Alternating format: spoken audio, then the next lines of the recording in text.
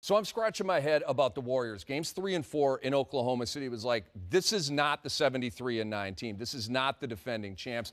But they look like the 73-9 team and the defending champs in Game 5. How do they carry that over to Oklahoma City in Game 6? Well, I think they got back to playing with passion, playing defensively, sharing the basketball.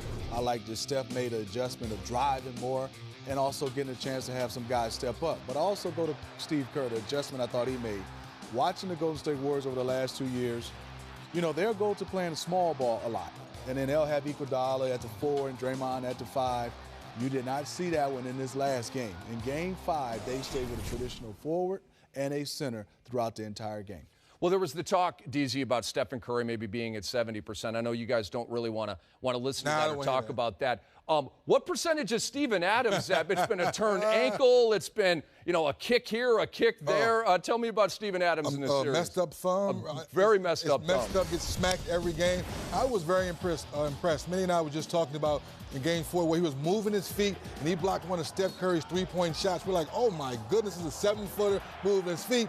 Then Steph Curry said, you know what? I'm not going to play around with him in Game 5. I'm going to go by him and get to the basket. That's when I said Steph Curry understands how good. But we call that dunk a monkey dunk. When you dunk and hang on the rim and go crazy on it, that lets me know he understands his worth. But more importantly for Golden State, they understand. Arms out, Smitty. This is the length that, okay, stick your arm out, Rick.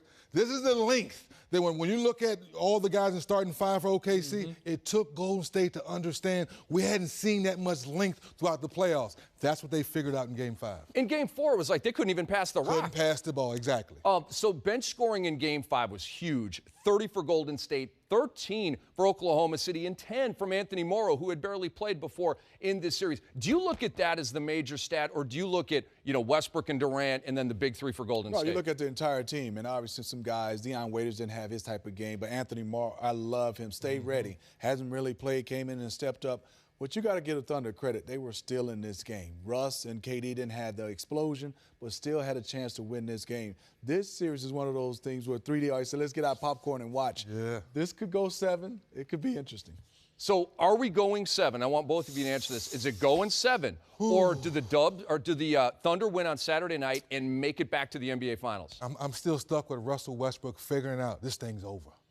Well, for me, I love the game. I want to see this go 7. So I'm going Warriors. Not that I'm rooting for the Warriors. I just want to see 7 games of these teams going at it. I love the way the Thunder is playing. Well, what does Steven Adams do? Monkey dunk. Look at it. Watch it. Come on, Mo Buckets. I see you play some D. Man, get out the way. Did he move him? Mouse in the house.